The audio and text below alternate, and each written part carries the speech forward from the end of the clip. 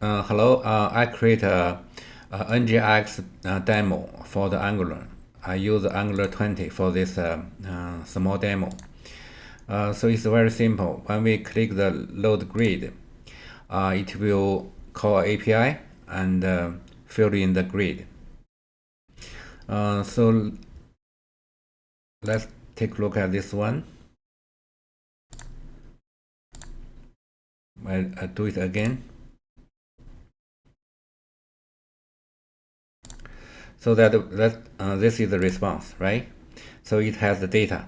This data is array, and each of the item has a for field. So the first thing we need to define a model to store the data. So here the code. We go to we define the model. User model. So we declare interface, then include the for field.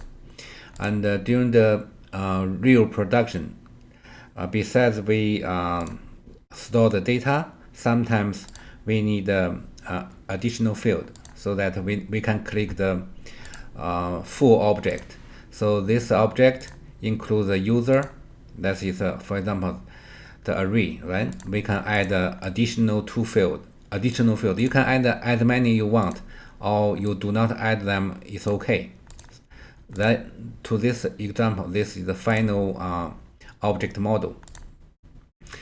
So when after we define the model, so the next step we need to create the action. This is code, so that you can check the syntax, right? It will create three action. One is load user. One is load. When we call the API, after success, it will have another action called load user success. If the API call is failed, then the action is called load user fail. So that this action, maybe you feel confused, right? It's they use some term like action, but you can think it as when you call a function, you can think this one as an input parameter. The load user is empty. This is actually the parameter. You see, the empty PROS is equal to void, and here the load user success, it has a parameter. The parameter is actually a user tab. This tab will input data is this tab, and when it's error, the input parameter is a string. So it means when you call, for example, we can suppose we have a function called load grid. Then when you call this load user success, it means you load the user. The input parameter is you need to pass in the user. If you call another function called load failure, when you call that function, you need to pass a error parameter. So actually, the create action group is actually return object. It has this object include at least one field. It's called the type. I can show you the debug. Here we use to the NgRx, we have a debug tool called redux. So that here, for example, you load user this action. We better reset this one. We do it one more time. Why reset does not work? Yeah. We load the grid again. We go to the redux. So you see, its first step is when we click the load grid, it will have this action, load user. So that the action, you see, it at least has one field, this object. It's called a tab. But in the code, you cannot see the tab. But actually, this action will create the return is object. So it has at least one field called the tab. Another field is actually for example, maybe this one, maybe this one. So it's up to the action. So from here you can, for example, the source, it come here, user API, and this is a load user, it's come to here. This, when you debug this one, it's same as the action. So that after we define the action, then the next step we need to define the reducer or effect. Here the where the reducer? Here the reducer. Reducer is actually when you how to explain? So when we dispatch action, the reducer will listen. They are listening, so that they will know. For example, the on, right?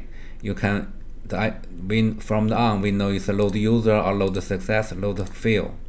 You need to define this kind of stuff. They will know what you are doing.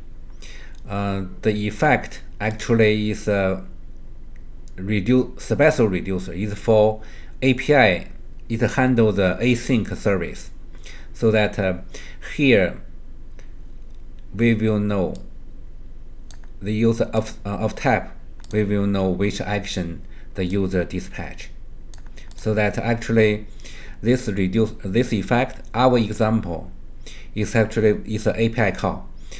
So that when you dispatch the action, so that all the reducers, they are listening. So that from we have the of tap, so this effect will run.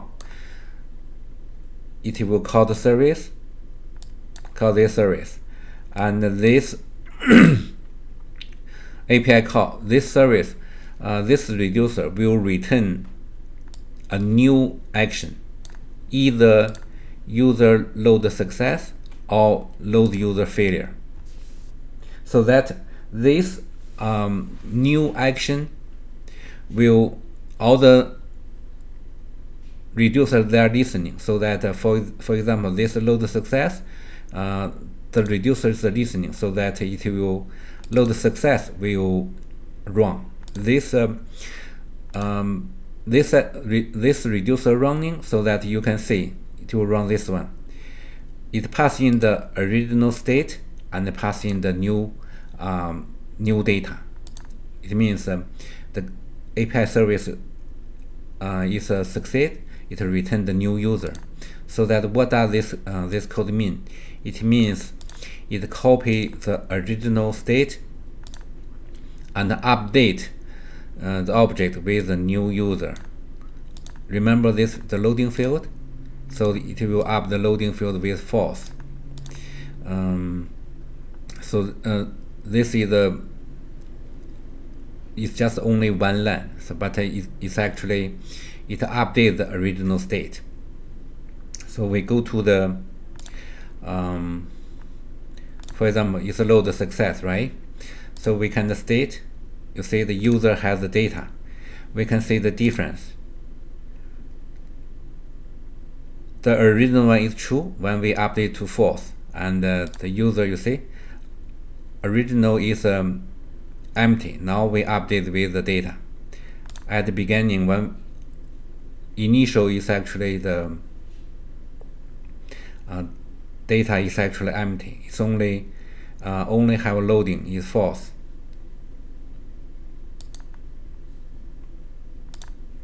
At the beginning, when we load user, the original state is actually the user is empty and the loading is true and error is null.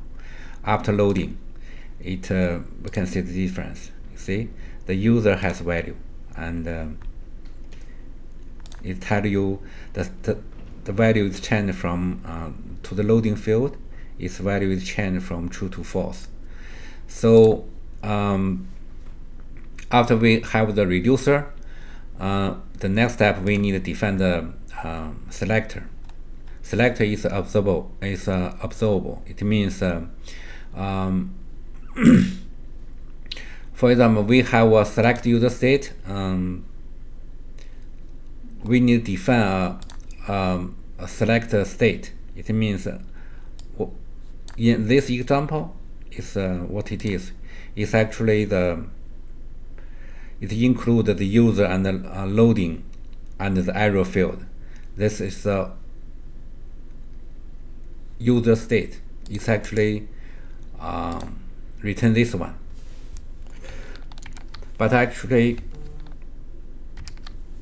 when we call the selector, we only select the user to fill in the grid. The other field is no need for the grid. For this grid, we only load the user array. So we only select this one. So this is the definition for the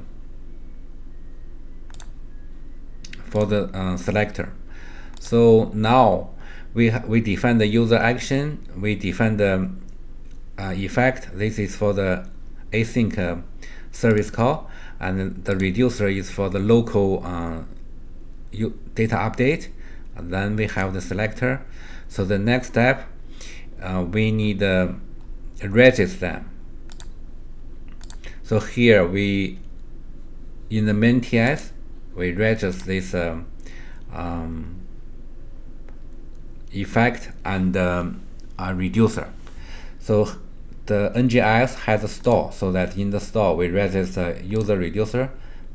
This is for another one. Forget it. So to this example, we register the store and register the effect, so that when the application run, so the store, when we need to inject the store.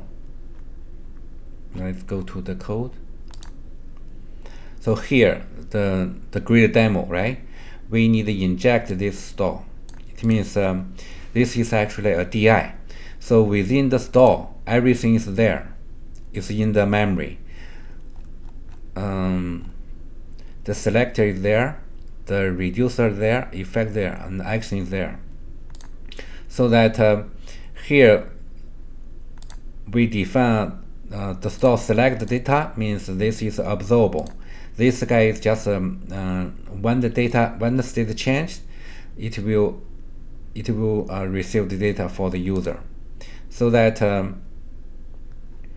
what happens is when we create the for example, when we create the load grid, click the button, it will access this code, the store dispatch. So it dispatch the load user action. So the reducer is actually reducer and the effect, they are listening there. So when we dispatch this load user action,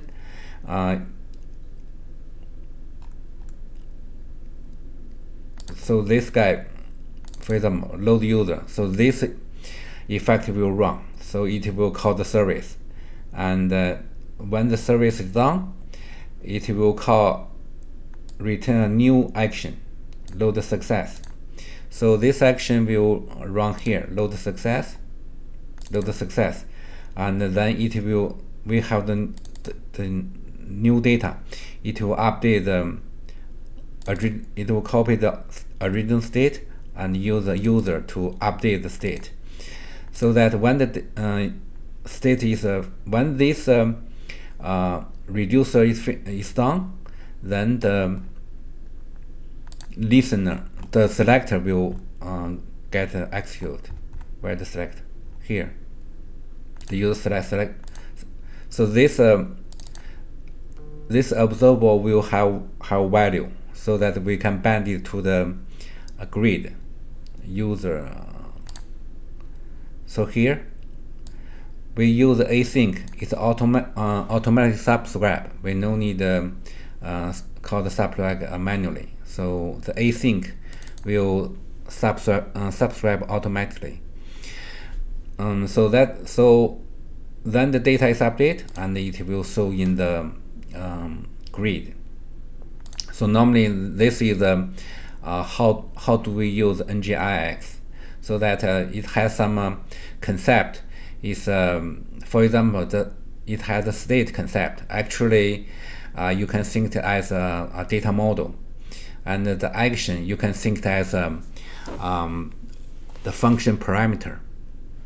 So by this way, maybe you can easily to understand NgRx. The store is similar like a DI container. You need to define the in the store, you need to define the action, define the effect, define the reducer and the selector, so that in the main TX you register them that it is. So when the application running, you inject the store, so all the action, the reducer, the effect, the selector, all are there. So when we dispatch action, the reducer and the effect, they are listening. So based on the action, that reducer or effect will run, and it, for example, our demo is called the service. When the service is done, and it will return a new action, a success action. So the success action will run, it will update the data. When the data is updated, the selector will run, so that the data will we will get the data, and it will automatically update the UI. So normally that is the steps we call we use the NgRx.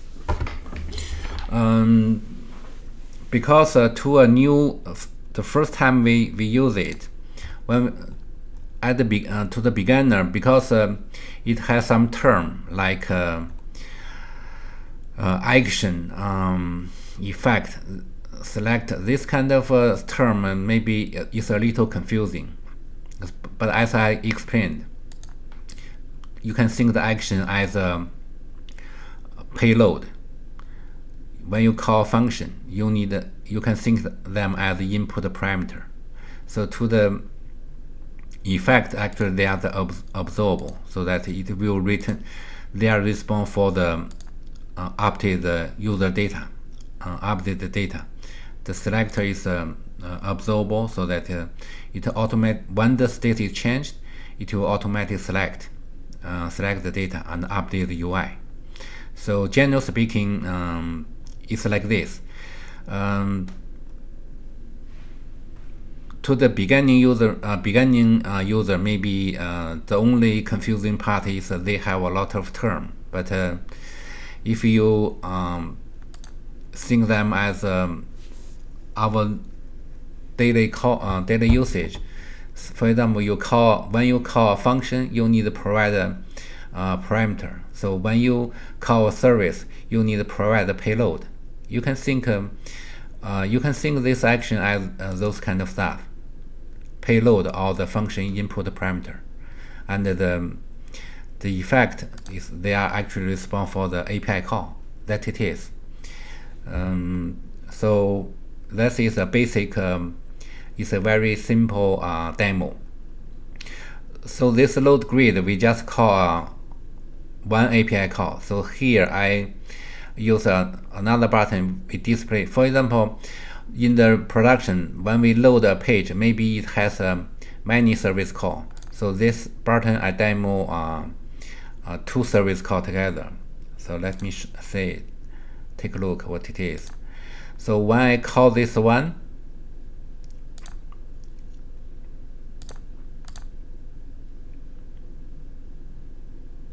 besides the load data, it has to call two service. You see, it has two response. We actually call two API. This is one response. This is another response. We can take a look at the network. You can see it call user, call this service, and call the second service, post service, and the user service. It called two service. So that it is. Hope you can understand how to use NgRx. I will not explain what it is.